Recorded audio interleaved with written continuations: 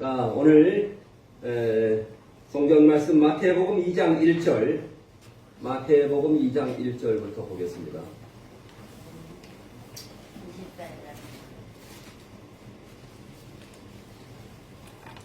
마태복음 2장 1절부터 11절까지 말씀을 교독하겠습니다.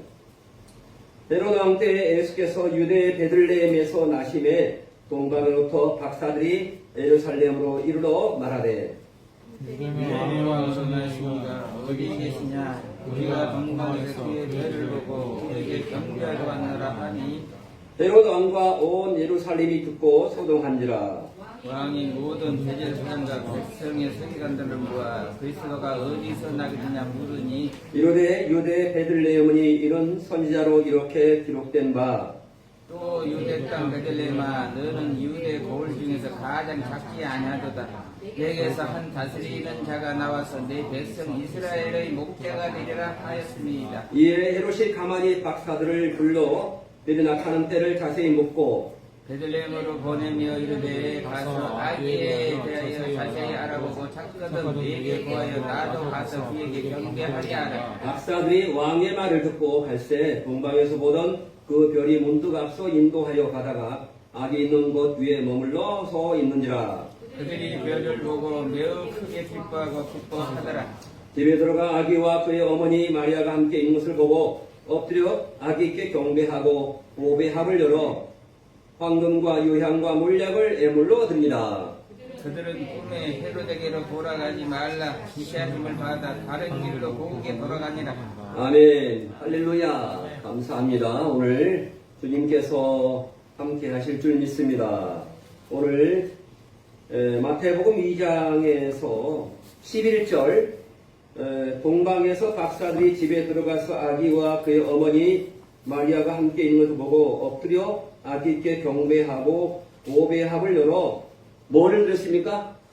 황금과 유향과 몰약. 자, 다른 분들에게 한번 물어보세요. 황금과 유향과 몰약을 왜 드렸을까? 황금과 유향과 몰약을 왜 드렸을까? 황금은 뭐고, 그 다음에 유향은 뭐고, 향이죠. 우리가 향을 피우잖아요. 향을 왜 피울까? 왜 황금을 드렸을까? 그리고 몰약을 왜 드렸을까? 이것을 한번 제가 예전에도 말씀을 드렸는데 함께 말씀을 나누겠습니다. 황금과 유향과 몰약을 하나님께 드렸다. 자, 중요한 일. 우리가 알고만 있고 있는 거란 이 당시에 알고만 있었던 거란 제사장들, 서기관들은 예수님을 만나 뵙고 경배하지 못했습니다. 그런데 간절히 찾는 자들만이 예수님을 만나 뵙고 경배하고 왕에게 드리는 예물인 세 가지를 드렸다. 이렇게 말씀했습니다. 그래서 앞으로도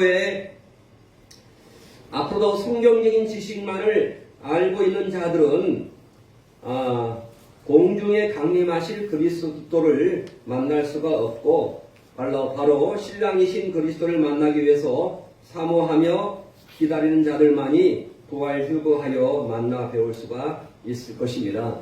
주님이 오시기를 히브리서 9장 28절 말씀에 사모하는 자만이 주님을 만나 뵐 수 있다. 이렇게 말씀하고 있습니다. 주님이 몇 번째 오십니까? 한 번 오셨고 몇 번째? 두 번째 오셔요. 두 번째 오시는 주님을 만나 뵈시기를 바랍니다. 아멘. 이게 저한테 직통으로 오기 때문에 잠시 껐다가 다시 켜겠습니다.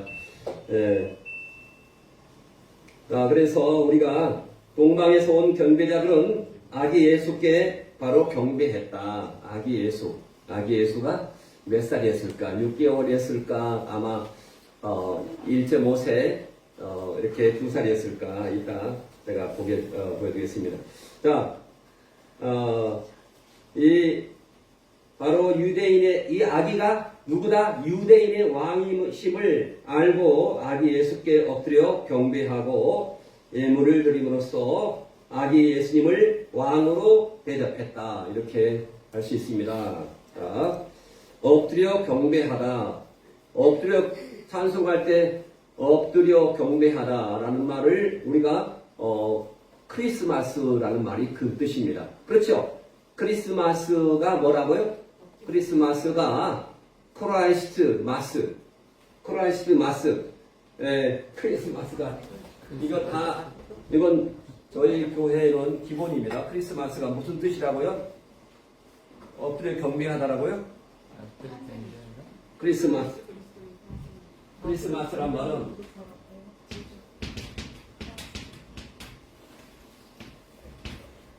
이거를 어떻게 읽어요? 혹시? 이것은 라틴어입니다. 그래서 크리스마스라고 읽어야지 엑스마스라고 읽으면 완전히 짬뽕입니다. 세상 사람입니다. 세상 사람. 이게 뭐라고요? 크리스마스라고 해요. 크리스마스. 엑스라고 엑소더스는 탈출이라는 말이고 여기서는 전혀 관계가 없습니다. 크리스마스, 크라이스트 마스라는 말입니다. 크라이스트 마스. 예수님께 뭐 했다? 마스가 뭡니까? 경배하다. 그래서 여기 미사가 여기서 왔어요. 미사가. 그래서 크리스마스가 뭐라고요? 백화점에서 나오는 것이 아닙니다. 예수님께 경배하다. 성탄절 이렇게 크리스마스란 말을 야 너 크리스마스란 말 아니? 이렇게 분명히 우리가 이거 읽어봐라. 크리스마스를 읽어야 한다. 이렇게 분명히 말을 해야 됩니다. 그래서 이 예수님께 경배하는 것입니다. 백화점 가서 물건 사가지고 선물 나눠주는 날이 아닙니다. 크리스마스는 바로 아기 예수께 경배하다. 엎드려 절하다. 왜? 그분이 우리의 왕이니까. 아멘? 우리의 왕 대신 바로 하나님이심을 믿습니다. 우리도 엎드려 경배함으로 예수 그리스도가 만왕의 왕이심을 우리가 온 세상에 알리할 줄 믿습니다. 그래서 동방에서 온 경배자들은 바로 그의 별의 인도로 아기 예수님을 배웁자 엎드려 경배하며 아기 예수를 이렇게 유대인의 왕으로 예우를 했습니다. 그래서 세상에 오신 예수님께 경배해드리는 것이 믿는 자의 도리이다. 바로 크리스마스의 의미다. 크리스마스는 분명히 크라이스트 마스다. 예수님께 경배하는 것이다. 노는 날이 아니다. 이렇게 할 수 있습니다. 그래서 인간의 즐거움이나 향락을 하라고 예수님께서 초림하신 것이 아니기 때문이다. 예수님께서 초림, 강림, 재림 있는데 초림하신 목적이 뭐다? 초림하신 목적이 성경에 어디 나와 있습니까?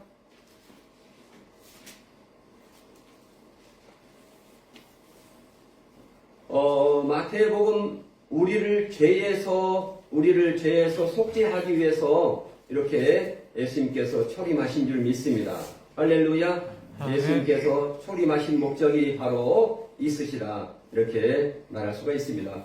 자, 동방에서 온 경배자는 아기 예수님께 예물을 드렸다. 이렇게 엎드려 경배하고 보배의 합을 열어 왕에게 예물을 바치듯이 아기 예수님께 오늘 세 가지 황금과 유향과 몰약, 이것을 제가 말씀을 드리겠습니다. 이렇게 아기 예수님께 예물로 드린 황금, 유향, 몰약은 바로 세 가지는 왕을 아련할 때 왕께 드리는 예물로 고대 동양 풍습이었다고 합니다. 세 가지 황금, 유향, 몰약입니다. 황금, 유향, 몰약. 오늘 마태복음 2장에서 나온 것처럼 황금, 유향, 몰약. 마태복음 2장 11절 211 황금, 유향, 몰약. 왜 황금과 유향과 몰약을 들었을까요? 자, 황금은 뭡니까? 황금은 영적인 교훈입니다. 황금은 바로 믿음을 말할 때 어떤 믿음을 우리가 말합니까? 금 같은 믿음. 금은 타져요, 안 타져요? 불에 안 타집니다. 그래서 금 같은 믿음. 우리가 금 같은 믿음으로 하나님께 나가야 한다. 만왕의 왕이신 예수님께 나가려면 누구든지 정금 같은 믿음으로 나가야 한다. 아멘? 아멘. 정금 같은 믿음이 없으면 우리가 예수님께 하나님께 나갈 수가 없다. 이렇게 말씀할 수 있습니다. 첫 번째 뭐라고요? 정금 같은 믿음. 믿음이 중요한다. 믿음이 없으면 여기에 오실 분들은 아무도 없습니다. 믿음이 있기 때문에 오신 것입니다. 아멘. 둘째는 유향은 뭐냐? 유향은 자, 향. 그 사람이 돌아가실 때 예전에 뭘 피웠어요? 향을 피운 목적이 뭡니까? 향을 피운 목적은 냄새를 제거하기. 냄새를 제거해. 우리가 사람의 냄새가 있어요, 없어요? 있습니다. 네. 무슨 냄새냐면은 바로 이 향은 바로 악취를 제거하는 냄새입니다. 악취를 제거하는 것입니다. 악취를 제거하는 것. 예수님께서는 우리의 모든 인류의 더럽고 냄새나는 그러한 죄악들을 대속해 주신 것을 상징합니다. 우리의 모든 죄악들을 원죄를 대속해 주어서 하신 것을 상징하기 때문에 바로 예수님이 바로 하나님이다. 유향을 드렸다. 향기 좋은 냄새를 풍기면서 악취를 제거하기 때문에 유향을 드렸다. 혹시 어디 터키에 가시면은 유향을 한번 사오시기 바랍니다. 제가 사왔어야 하는데. 자, 그래서 예수님이 우리의 죄를 담당하실 대제사장이심을 알려주는 예물로 대제사장이신 예수님께 받으시기에 합당한 예물이 바로 유향이다. 유향. 자, 유향은 또한 성도의 기도를 상징합니다. 성도의 기도. 우리가 기도의 향기가 있어야 할 줄 믿습니다. 할렐루야. 아멘. 기도하지 않은 사람은 향기가 없습니다. 그래서 성도가 주께 유향 같은 기도를 드리는 것이 바로 향기로운 예물이 될 수가 있습니다. 우리가 하나님께 예물을 드리는 것이 뭡니까? 유향 같은 기도를 드리는 것이다. 할렐루야. 아멘. 우리 기도를 열심히 하고 있죠? 열심히 하고 있습니다. 성경 말씀을 한번 찾아보겠습니다. 요한계시록 5장 8절, 계시록 8장 3절, 요한계시록 5장 8절, 요한계시록 8장 3절. 자, 유향 같은 기도가 나옵니다. 계시록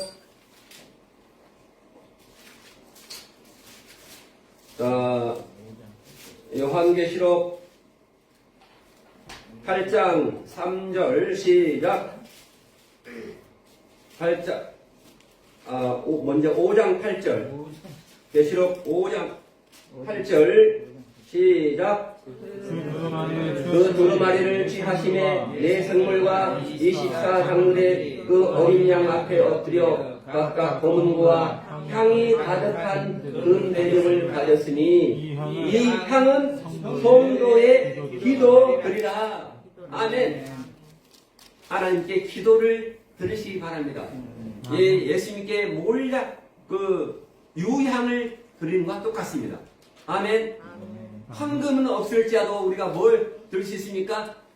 유향은 드릴 수 있습니다. 유향. 왜? 이게 기도니까. 성도의 기도니까.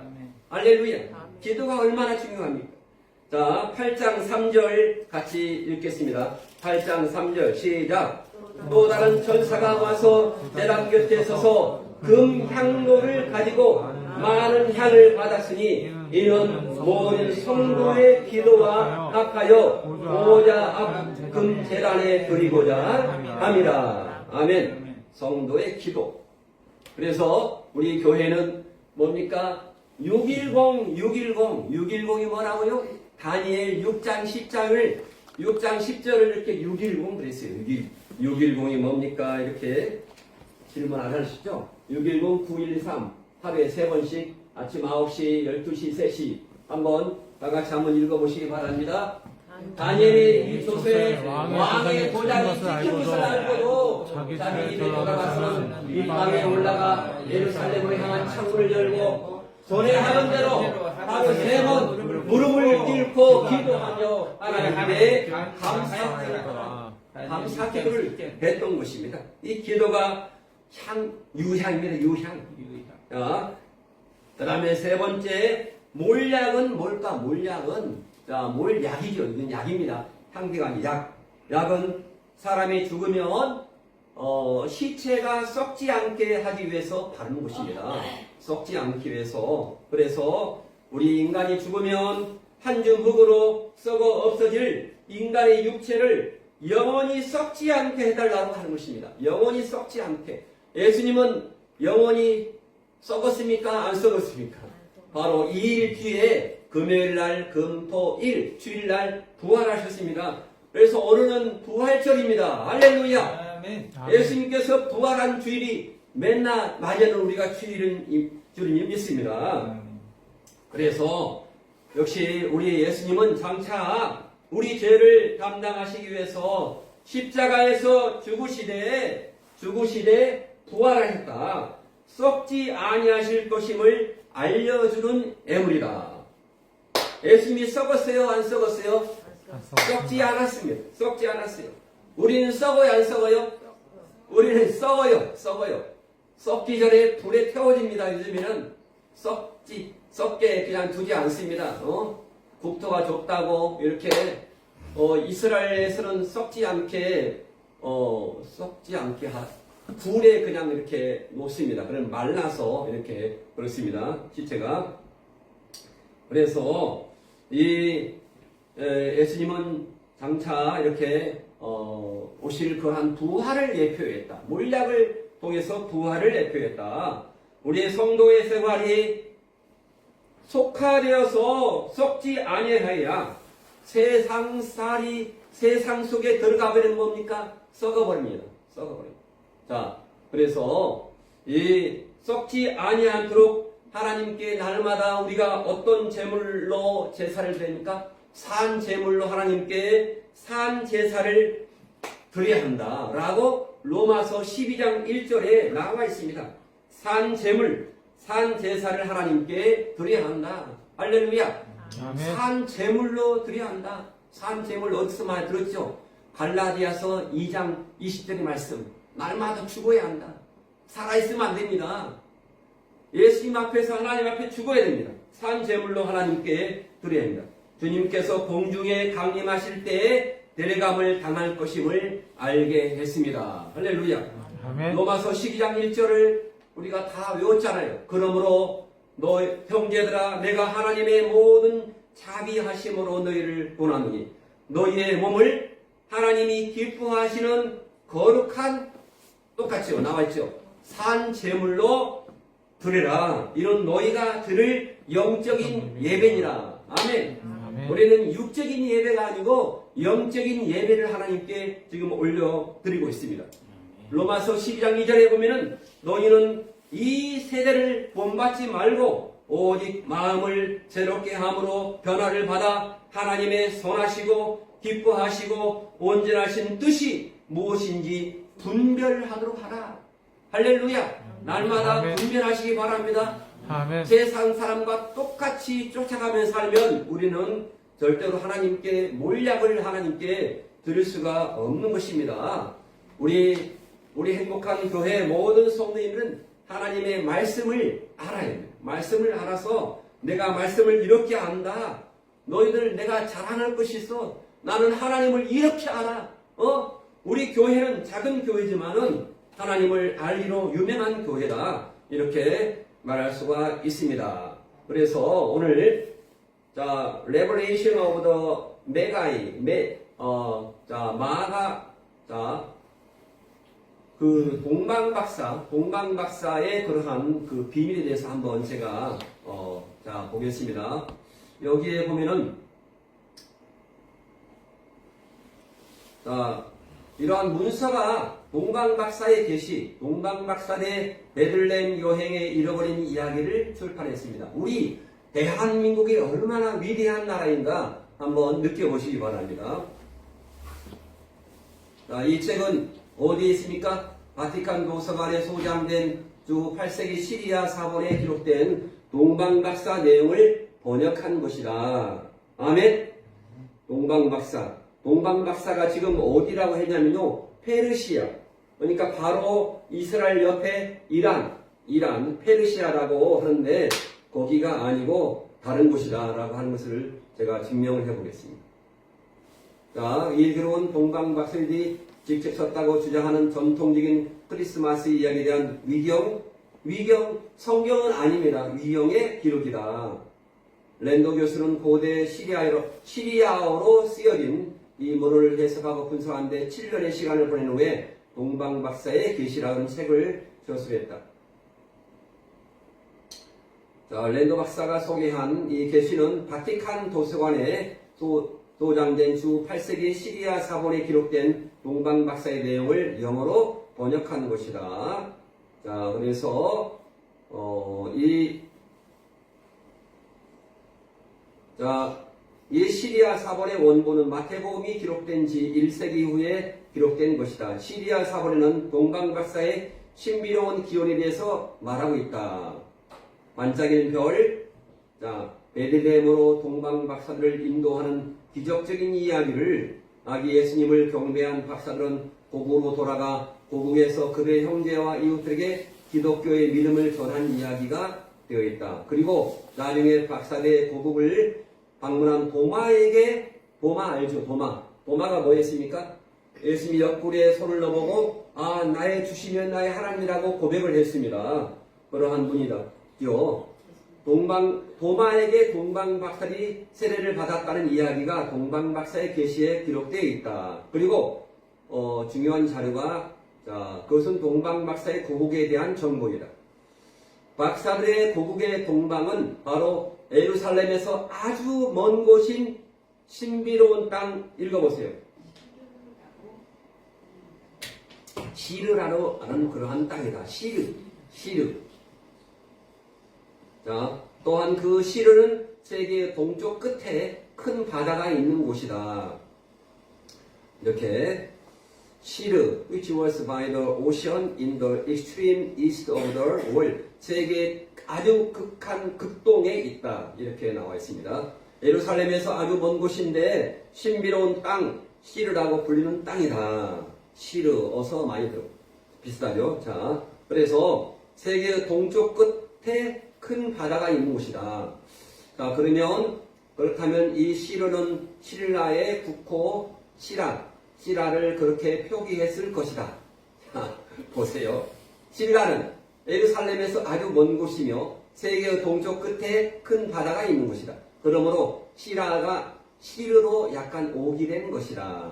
시라가 있죠. 이 시라역이라고 합니다. 자, 그래서 페르시아는 예루살렘에서 가까운 곳이며 시르라고 불리는 적이 없다. 중국도 시르 혹은 시르와 유사한 국호를 가진 왕조가 없었다. 그래서 신라는 처음에 시라로 분류됐다. 신라는 게리묘의 서나벌, 신라, 실설라, 사로, 시라 등으로 표기되는데 그 소리가 모두 비슷하다. 역사학자는 그 소리값과 뜻을 바로 알려면 해당 시기의 중국어로 읽은 뒤에 그 구성 음소를 고대 국어에서 맞춰야 한다. 그렇게 하면 신라는 시라였다. 당시에 신라는 뭘로 읽었다? 시라로 읽었다. 신라. 자, 이렇게 모두 시라로 읽는다. 당시에 신라도 당신은 몰라 시라로 읽었을 것이다. 이렇게 신라는 시라였다. 이 시라가 주후 8세기 시리아 사본의 동방박사 이야기에 시르로 표기된 것이다. 자, 한편 시리아 사본에는 동방박사들이 도마에게 세례를 받았다는 이야기도 기록되어 있다. 본문에 부차적인 것으로 보이는 에필로그에서 도마는 시르에 도착하여 동방박사에게 세례를 베풀고 그들에게 전 세계에 전파하도록 위임한다. 이것은 인도에서 사역하였던 도마가 배를 타고 해상을 통해서 한반도 남부 가야를 방문했다는 일부 학자들의 주장에 힘을 실은 매우 중요한 기록이다. 묘하게도 경북 영주시 평원면 강동리 산기수의 암벽에는 도마라는 히브리어가 새겨져 있는 사도 도마상이 있다. 그래서 시리아 사본의 기록은 도마와 신라가 모종의 연관이 있었을 것으로 보여준다. 그래서 이 상 좌측에 히브리어 타우와 mem이 새겨져 있다. 자, 보세요. 이 석상은 1987년 8월 30일 영등포 여고의 역사 교사로 재직됐던 여의도 순복음교회 신자 유숙 집사가 발견했다. 그해 여름 성들과 철야 기도를 하고 있을 때 깜빡 잠이 들었다. 꿈에 예수님이 나타나서 우시가 영풍면 평원면 왕률에 가서 석상 도마상을 찾아 역사를 바로 세우라는 음성이 들렸다. 그래서 이튿날 아들과 배낭을 챙겨 영주행 열차를 탔다. 영주역에 내려 버스를 타고 평원면 소재지까지 왔다. 무로무로 왕률에 도착하여 마을 어르신께 물었더니 언덕배기 산 밑에 두상이 없는 부처바위가 있다고 했다. 그것을 달려가 보니 우거진 잠복 속에 우뚝한 바위가 보였다. 숲을 제치고 가까이 가보니 집채만한 크기의 높이는 5m가량 되고 있었고 이끼와 솔잎이 두겹혀 아무것도 보이지 않았다. 나는 바위 앞에 무릎을 꿇고 기도하기를 주님 이곳까지 인도해 주었으니 아무것도 보지 않습니다. 성령께서 저를 감동해 깨달아 알게 해주소. 기도 중에 그 바위의 이끼를 벗겨보라고 하셨다. 그래서 마을 분들 도움으로 사다리를 놓고 이끼를 걷어냈다. 이게 웬 말인가? 수백 아니 수천 년 전에 조성된 것으로 보이는 암각화가 나타나지 않는가? 그날 이후에 여러 차례 답사와 탁본 분석을 통해서 도마상의 실체를 세상에 알리게 되었다. 우리는 시리아 사본을 기록한 사람에 대해서 아는 것이 없다. 그러나 동방 박사들이 고국에 대해서 근사치에 가까운 답을 그리 제시하고 있다. 동방 박사들의 고국은 예루살렘에서 아주 먼 곳인 신비로운 땅 시르라고 불리는 땅이다. 예루살렘에서 아주 먼 곳인 북동의 시라라고 불리는 땅이 존재했다. 이 시라가 시리아 사본의 시르로 표기된 것이다. 시리아 사본입니다. 아마도 사본의 기자가 조금 틀리게 기록했거나 200년간 동방 박사의 이야기가 전승되면서 시라가 시르로 발전됐을 것이다. 시르라로 해석해야 할 문법적 역사적 근거도 있습니다. 자, 우리나라를 찾아간 유대 나라를 찾아간 동방의 현자들은 세 사람이 아니라 수행원들을 동반한 큰 규모의 사람이었을 것이다. 동방 박사들이 세 사람이라는 말은 성경에 없다. 그들은 경호병들과 상당한 수의 시종들을 데리고 대동했을 것이다. 자, 그래서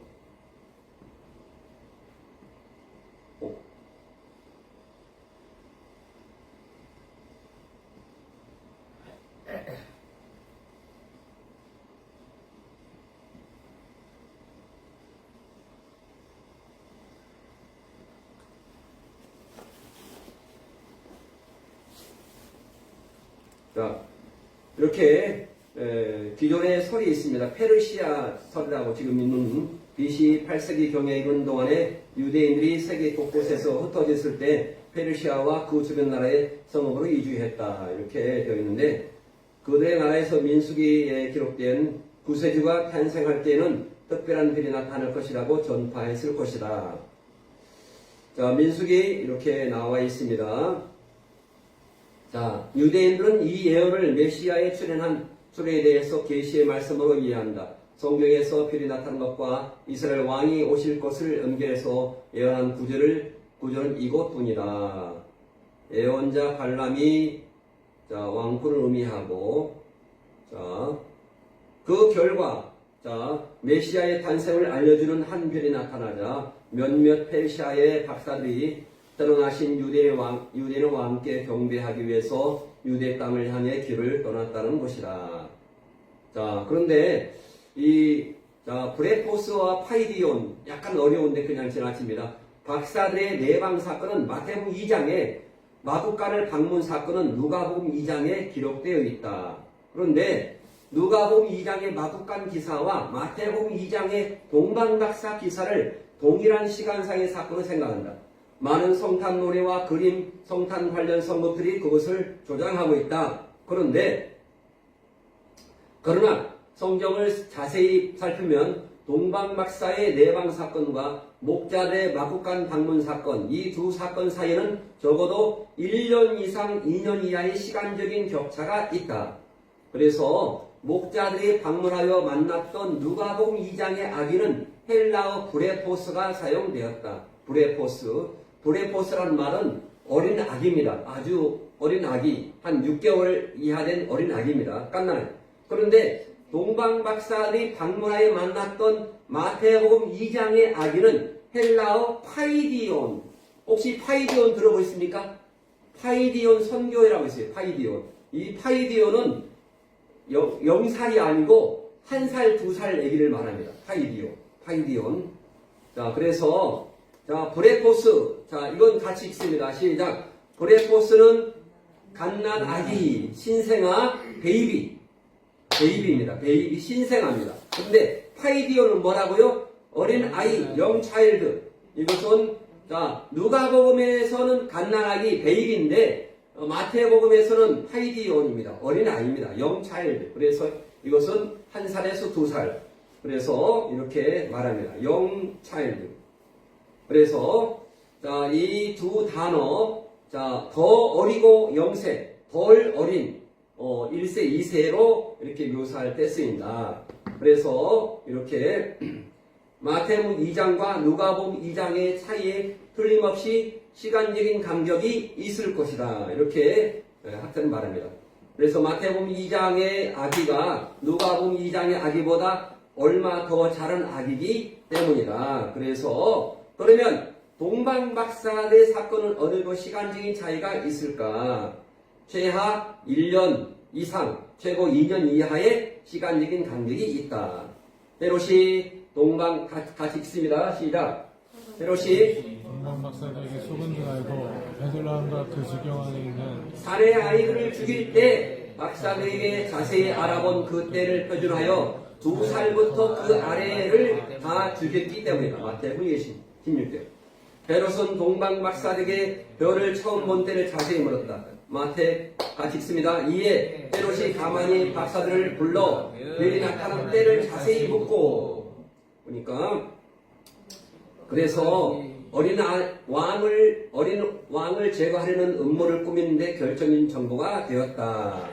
그래서 자, 마태복음 2장 16절 같이 읽습니다. 이 헤롯이 박사에게 속은 줄 알고 심히 노하여 사람을 보내어 베들레헴과 그 모든 지경 안에 있는 사내 아이를 박사에게 자세히 알아본 그때를 기준하여 2살부터 그 아래를 다 죽였다. 그때가 만약 예수님이 갓 태어난 갓난아기였다면 헤롯은 결코 2살부터 그 아래를 다 죽일 필요가 없었다. 1살부터 그 아래 혹은 생후 6개월부터 그 아래 사내 아이들만 다 죽여도 헤롯은 충분히 안심했을 것이다. 바로 자, 이 사실은 동방박사들이 예수님을 만났을 때는 예수님이 탄생했을 때 이후로 꽤 시간이 흘렀고 대략 최장 2년이 지난 시점이었으며 따라서 이 당시 예수님은 2살은 조금 못되었지만 상당히 자란 아이였음에 증거가 된다. 동방의 하늘에서 메시아의 별이 현인에게 아기 예수의 탄생을 알려준 때로부터 그들이 얼마나 오랜 여행을 했는지 자세히 알 수 없다. 하지만 상당히 긴 기간이었음에 틀림없다. 이렇게 그래서 따라서 밑에 동방의 현자들은 경배했던 예수님은 탄생 당시에 갓난아기가 아니라 브레포스가 아니라 어린아이 아까 뭐라 했죠? 신생아가 아니라 최대 2살 때쯤에 어린아이 파이디온이었다. 이 같은 사실로 미루어 볼 때 누가복음 2장의 목자들 이야기와 마태복음 2장의 동방박사들 이야기는 약 2년의 시간적인 차이가 있을 수 있다. 그리고 동시에 이것들은 동방박사들이 예루살렘까지 약 2년에 걸쳐 여행을 했다는 것을 보여준다. 할렐루야. 그래서 이렇게 다시 들으세요.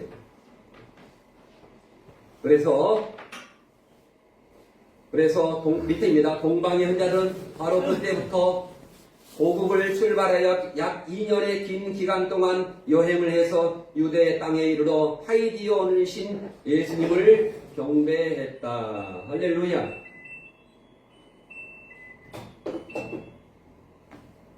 현재 구약 신학계의 저명한 학자인 그리스 아처 박사는 그에 져서 성경 난제에서 이렇게 동방박사들이 예루살렘에 도착했을 때는 별이 나타난 후에 1년 이상이 지난 때였다고 설명했다.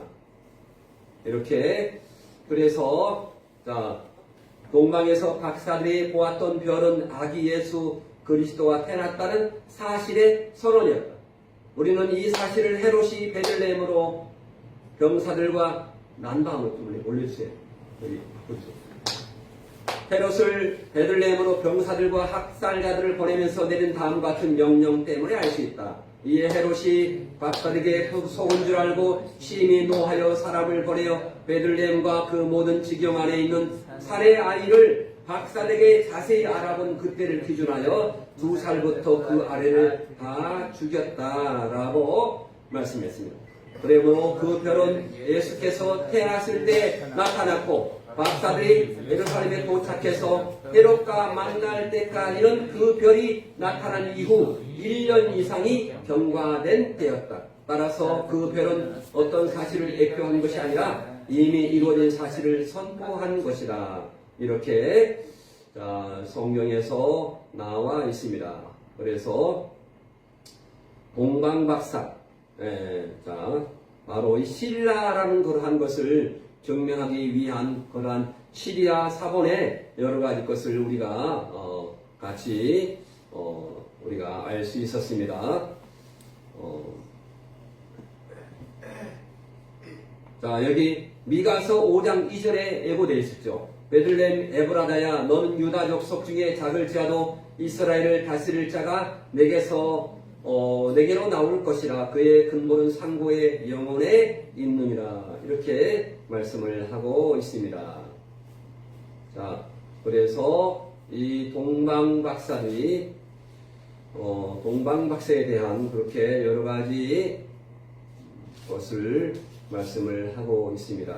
그래서 약 2년이 소요되는 여행 거리, 페르시아인가 이란인가 아니면 극동 대한민국 신라인가. 별은 예수님이 탄생했을 때 나타났고 동방박사들이 예루살렘에 가서 헤롯을 만나기까지는 1년 이상 2년 가까이 소요되었다.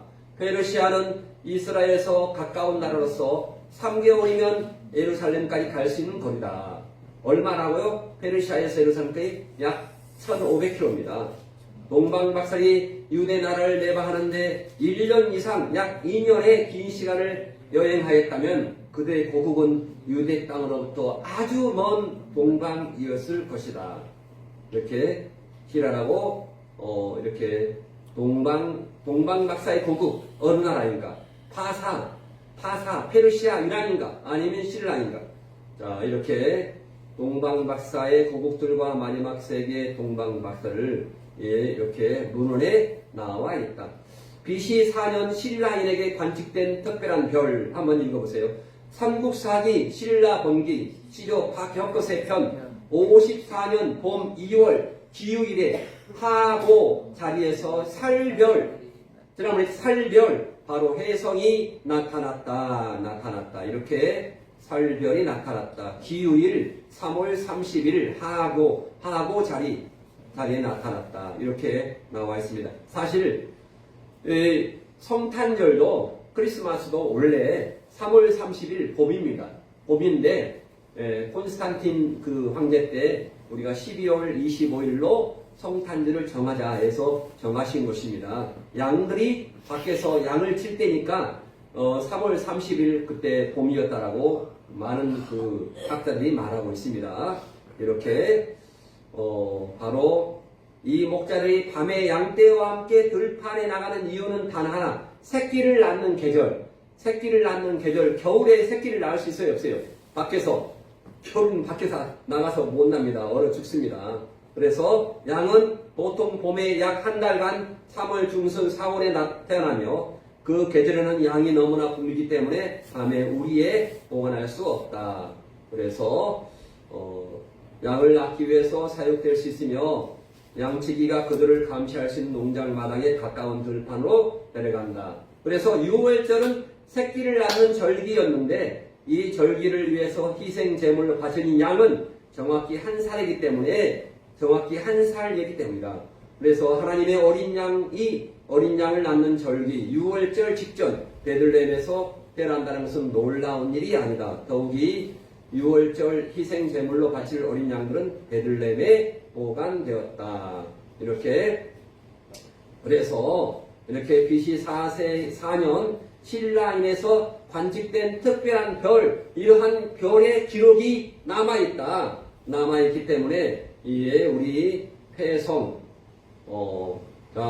기이한 것은 해성을 뜻하는 글자, 폐를 파자하면 바로 십자가가 된다. 십자가. 폐성이 바로 십자가가 된다. 이 한자가 참 이렇게 많은 것을 예수님은 아까 읽겠습니다. 십자가에서 대속의 제물이 되신 분이다. 즉 가격것의 왕 54년에 관측된 그 폐성이 예수님의 별임을 암시하는 것이다. 하나님은 필요하다면 나귀의 이름을 열어 태어나게 하실 수가 있고 돌들로도 소리를 치게 할 수 있는 분이다. 국호, 우리 조선의 국호도 뭐다? 이렇게 조선 이렇게 있죠. 조선. 자, 아침과 밤에 십자가가 이렇게 둘러싸여 있습니다. 그리고 물고기와 양이 같이 있는 것을 이렇게 알 수 있습니다. 이러한 곳서 우리 동방이 바로 어디다? 바로 이 신라인은 어떻게 메시아의 별을 알아볼 수 있었을까? 이렇게 나와 있는데 분명한 사실, 그것은 하나님이 계획하시고 행하신 사건이었을 것이다. 이렇게 말씀하고 있습니다. 예수님은 다음과 같이 말씀하셨다. 요한복음 6장 44절 말씀입니다. 시작. 나를 보내신 아버지께서 쓰지 않으시면 아무도 내게 올 수 없으니. 아멘. 그래서 그렇다면 동방 박사들 역시 하나님이 이끌어 주셨기 때문에 예수님께 갈 수 있었다. 이렇게 하나님은 어떻게 그들을 이끌어 줬을까? 박사들로 하여금 그 별이 메시아의 별이라는 것을 알 수 있도록 하나님이 직접 가르쳐 주셨을 것이다. 이렇게 말씀하고 있습니다. 하나님이 직접 가르쳐 주었을 것이다. 이렇게 신라의 동방 박사들은 꿈에서 메시아의 탄생에 관한 이야기를 들었을 것이다 라고 예측을 해볼 수 있습니다. 심지어 그들은 메시아의 죽음에 대한 계시까지 꿈을 통해 받았을 개연성도 있다. 왜냐하면 그들의 예물 가운데 몰약이 있었기 때문이다. 몰약을 황금과 뭘 들었다고요? 황금과 유향과 몰약을 들었다. 우리가 뭘 가져간다고요? 우리가 금 같은 믿음을 이 땅에서 가져야 한다고요. 금 같은 믿음을 가지시기를 주님의 이름으로 권면합니다. 할렐루야. 우리 금 같은 믿음을 통해서 주님께 날마다 영광 올리시기를 바랍니다. 마태복음 2장 9절의 말씀, 오늘 읽었던 말씀, 예수님을 많이 만났습니다. 많이 만났는데 이렇게 2장 11절에 황금과 유향과 몰약을 예물로 드렸다. 이렇게 우리가 성탄절을, 세상이 보는 성탄절은 어떤 성탄절일까요? 아파트 앞에 성탄절이 그려있고 이렇게 많은 사람이 음악회를 보러 가고 성탄절, 이렇게 구세군이 있고 이러한 것이 성탄절이 있습니다. 세상이 보는 성탄절, 크리스마스 카드에 바로 예수님이 계십니까? 절대로 없습니다. 누가 있습니까? 산타 할아버지만 있습니다. 산타 할아버지. 산타 할아버지는 가상의 인물입니다. 절대로 진짜 인물이 아닙니다. 당시 예루살렘 상황에도 이렇게 가짜 헤롯의 통치 가짜 왕이 있었고, 분봉왕, 그 다음에 성전 제사의 타락, 예배가 타락되어 있었고, 그리고 백성들은 고통을 당했습니다. 그러한 가운데 참된 메시아에 대한 열망이 있었습니다. 지금도 메시아에 대한 열망이 있습니다. 얼마나 어려운 세상입니까? 유대인의 왕으로 나시니가 어디 있느냐? 그런데 이렇게 동방에서 그의 별을 보게 경배하러 왔노라니까 헤롯 왕과 온 예루살렘이 듣고 소동한지라. 왜 소동했어요? 예수님이 오셨구나 하고 맞이할 텐데 난리 법석을 칩니다. 왜 그랬을까요? 알고도 영접하지 않은 사람들이 있습니다. 첫 번째, 묻기만 하는 사람들. 누구였을까요? 헤롯 임금 세상 사람들. 마태복음 2장 4절을 읽어봅니다. 시작. 왕이 모든 대제사장과 백성의 서기관들을 모아서 그리스도가 어디서 나겠느냐 물으니, 이렇게 왕이 물었습니다. 그런데 대제사장과 제사장과 서기관들과 타락한 종교 지도자는 이렇게 말합니다. 유대 베들레헴이오니. 알고 있었어요. 알고 있어. 자, 그런데 듣고도 움직이지 않는 그러한 많은 성도들입니다. 예루살렘의 백성들과 무감각한 성도들 뭐였어요? 듣고 난리를 치니라. 난리를 칩니다. 소동했다는 말을 난리를 쳤습니다. 예수님이 오셨습니까? 이렇게 경배했어야 하는데 경배한 사람은 소수였다고 말씀하고 있습니다. 자, 묻기만 한 사람들, 영접하지 않은 사람들, 이렇게 아름다운 사람들 이렇게 소동한지라. 하지만 예수님을 만났던 사람이 있습니다. 누구였습니까? 첫 번째 별의 인도를 따라온 누구라고요? 동방의 박사들. 할렐루야. 동방의 박사들. 두 번째 누굽니까? 천사들의 찬송을 따라온 목자들. 목자가 누굽니까? 박사와 목자, 양치기들. 둘에서 그 시기가 지금 봄이었을 거라고 합니다. 성령님의 감동을 따라온 시므온. 자, 그 다음에 마지막 기도로 예비된 안나. 안나에 대해서 말합니다. 안나라는 사람은 메시아였습니까? 누가복음 2장 36절 38절을 보면은 안나는 메시아였을까요? 안나는요, 아셀 지파 비누엘의 딸 안나라 하는 선지자가 있어 나이 매우 늙었더라. 안나가 메시아였을까요? 자, 보세요. 그가 출가한 후 7회 동안 남편과 함께 지내다가 시집을 몇 살에 갔을까요? 그때 이것만 알면 되는데 몰라요. 안 나왔어요. 7년 동안 남편과 살다가 과부가 된 지 84년 동안 과부가 됐어요. 그러니까 얼마입니까? 91년 동안 살았어요. 그러면 결혼을 몇 살 때 했을까요? 최소한 110세에서 120세입니다. 안나가 나이 많아요, 적어요? 교회 안나 선교회, 우리 교회가 안나 선교회를 조직하겠습니다. 근데 안나 선교회 한 분도 안 계신 것 같아. 나이가 연세가 최소한 100살 이상 된 선교회입니다. 안나 선교회. 이분은 안나는 뭡니까? 뭐였어요? 안나는 뭐였습니까? 주야로 성전을 떠나지 아니하고 주야로 금식하며 기도하며 섬기다가 마침 이때에 나와서 하나님께 감사하고 예루살렘의 구속됨을 바라는 모든 사람에게 이 아기에 대해서 알렸던 사람이 바로 안나입니다. 안나. 누가복음 2장 38절. 안나는 어떤 신앙했다고요? 날마다 기도하면서 성전 중심으로 살았다. 안나. 할렐루야. 우리 신앙생활은 어떤 생활입니까? 교회 중심의 생활이어야 합니다. 할렐루야. 또한 안나는 두 번째는 자기를 드리는 신앙생활을 했습니다. 자기를 드렸습니다. 주야로 금식하며 섬기더니 이렇게 말씀하고 있습니다. 금식하면서 하나님을 섬기시는 우리 모두가 되시기를 바랍니다. 할렐루야. 주야로 안나는 아셀 지파 바누엘의 딸입니다. 바누엘이 누굽니까? 바누엘은 바로 야복강가에서 하나님과 천사와 신앙하며 이기고 이스라엘이라는 그런 이름을 받은 후 그곳에 붙인 분이엘과 같은 이름이다. 안나는 분이엘과 같은 분이엘 그러한 족속입니다. 그래서 이 안나는 참으로 기도로서 자기를 들여 극복하는 삶을 살았던 것입니다. 우리도 기도해야 할 줄 믿습니다. 할렐루야. 기도해야 할 줄 믿습니다. 죽도록 충성하라. 그리하면 생명의 면류관을 주리라. 이렇게 안나는 나이가 몇 살이었다고요? 30살에 결혼했으면 121세.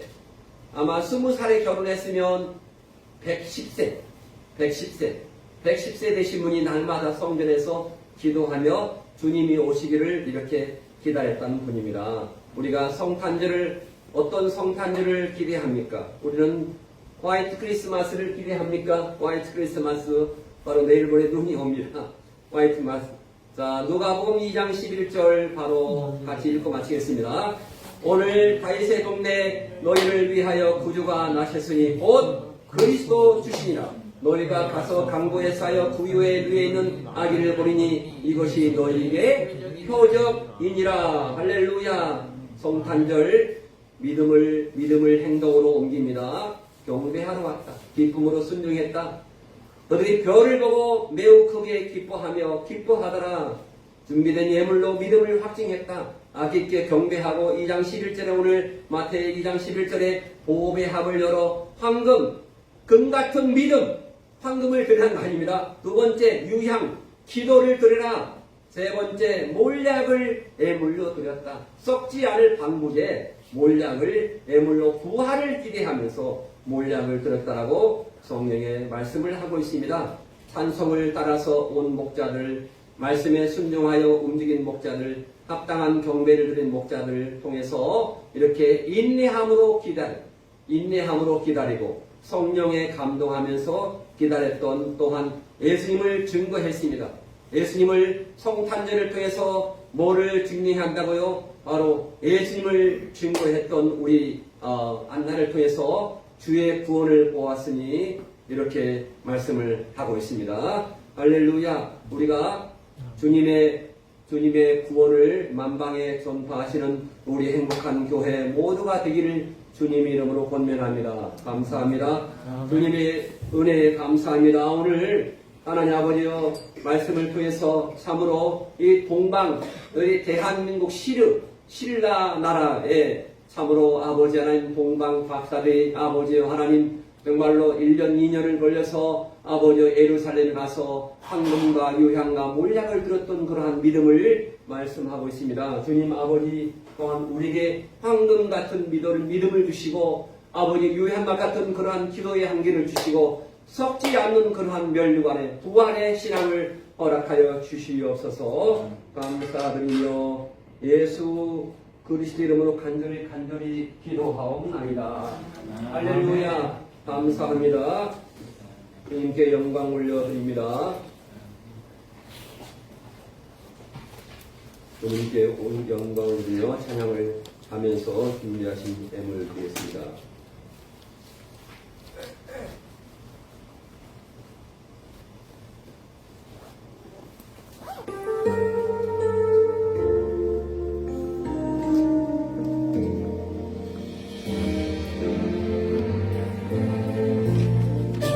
내 구주 예수 주 같은 분 없네. 내 평생에 찬양하리 놀라운 주의 사랑.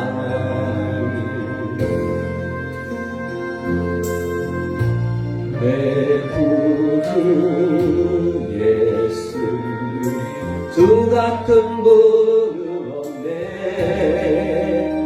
내 평생에 찬양하리 주를 경배합시다.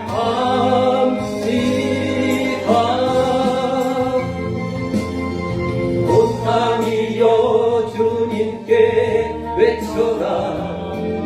능력과 위엄의 왕 되신 주 산과 바다 소리쳐 주의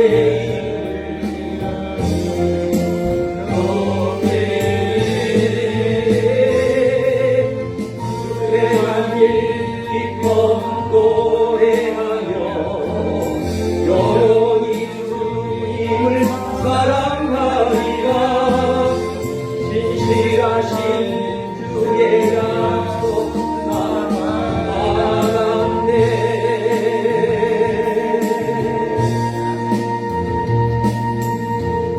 내 구주 예수님 주 같은 분 없네. 내 평생에 찬양하리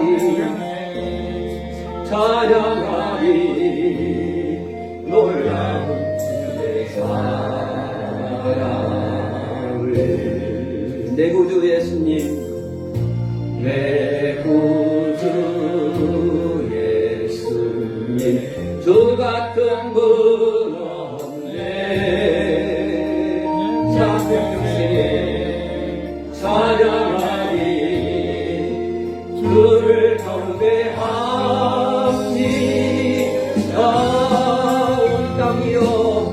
온 땅이여 주께 외쳐라. 능력과 위엄의 왕 되신 주 산과 바다 소리쳐 주의 이름을 높이리. 주 행한 일 기뻐 노래하며 영원히 주님을 사랑하리라. 진실하신 주의 약속 나아가네. 아멘. 할렐루야. 감사합니다. 우리의 찬양을, 우리의 예배를 받으시는 주님 감사합니다. 우리 행복한 교회 모든 권속들 하나님 아버지여, 참으로 주님께 아버지 하나님 이 세대를 본받지 않게 도와주시고 오늘 주님 앞에 아버지 하나님 산 제물로 날마다 드리기를 원합니다. 기도의 향기를 하나님께 드리기를 원합니다. 아버지 금같은 믿음을 하나님께 드리기를 원합니다. 하나님 썩지 않고 변하지 않는 몰약을 하나님께, 몰약 같은 부활의 믿음을 하나님께 드리기를 원합니다. 아버지여, 귀한 예물을 주님께 올려드리오니 주님이 받아주시고 천배 만배로 하나님 갚아주시옵소서. 이 땅에서도 강건하게 도와주시고 영혼 육간에 강건하여서 하나님만을 찬양하며 주님만을 섬기는 아버지 안나와 같은 그러한 신앙이 되게 도와주시옵소서. 아버지 하나님 은밀하게 아버지 드린 손길 가운데도 은밀하게 보시고 하나님께서 복의 복을 허락하여 주시옵소서. 이제는 우리 주 예수 그리스도의 구속의 은혜와 하나님 아버지의 극진하신 사랑하심과 성령 하나님의 인도하시고 보호하시고 아버지여 충만하심이 우리 행복한 교회와 우리 자유 대한민국 이 나라 이 민족 위에 이제부터 영원토록 함께 있을지어다. 아멘.